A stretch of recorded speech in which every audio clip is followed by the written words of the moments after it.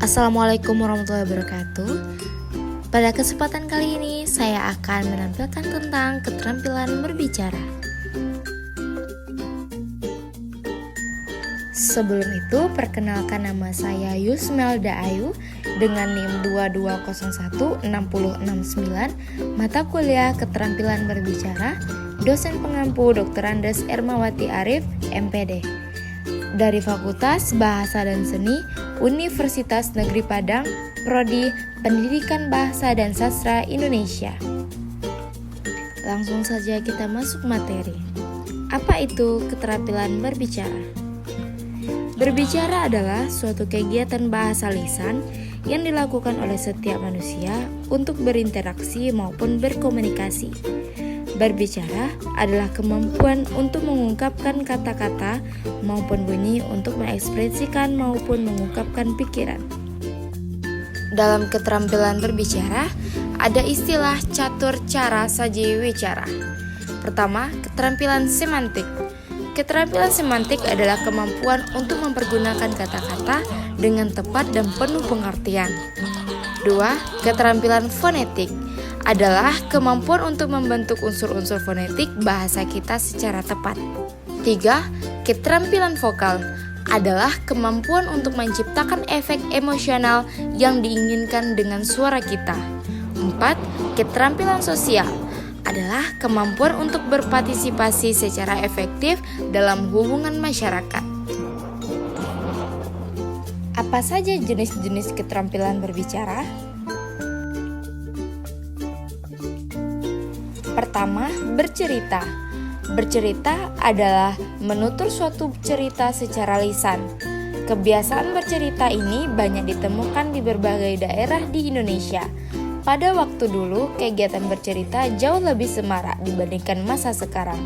Kegiatan bercerita di dalam kalangan masyarakat dan beberapa daerah lainnya juga mengenal kegiatan bercerita berupa pertunjukan wayang yang dibawakan oleh dalang dengan perangkat alatnya.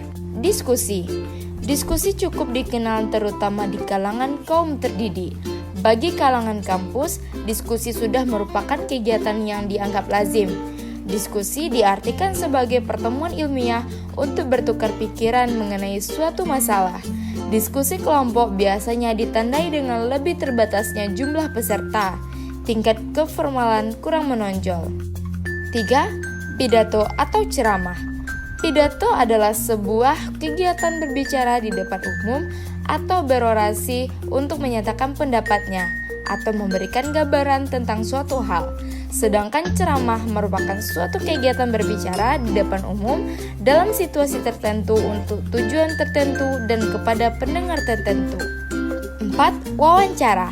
Wawancara merupakan kegiatan tanya jawab dengan seseorang yang diperlukan untuk dimintai keterangan atau pendapatnya mengenai suatu hal untuk dimuat dalam surat kabar, disiaran melalui radio atau ditayangkan pada layar televisi. Istilah wawancara sudah tidak asing lagi di kalangan masyarakat. Wawancara mirip dengan dialog, namun wawancara cenderung lebih mengaktifkan orang yang diwawancarai. 5. Wacana. Wacana adalah suatu bahasa yang lengkap sehingga dalam hierarki gramatikal merupakan suatu gramatikal tertinggi atau terbesar. Sebagai satuan tertinggi dalam hierarki sintaksis, wacana mempunyai pengertian yang lengkap atau utuh. Teknik-teknik dalam keterampilan berbicara. Pertama, teknik berbicara yang baik. Berbicaralah ramah pada setiap orang. Perkataan ataupun artikulasi harus jelas agar tidak terjadi miscommunication. Perhatikan juga pada pemilihan kata. Walaupun bertujuan baik, jika salah berkata maka tujuan tidak akan tercapai. Kedua, teknik berbicara di depan umum. Berbicara di depan umum bukanlah soal bakat. Kemampuan tersebut bisa dilatih dengan kepercayaan diri dan kuasai bahan pembicaraan. 3. Teknik berbicara profesional. Seorang profesional perlu mengenal teknik presentasi yang efektif.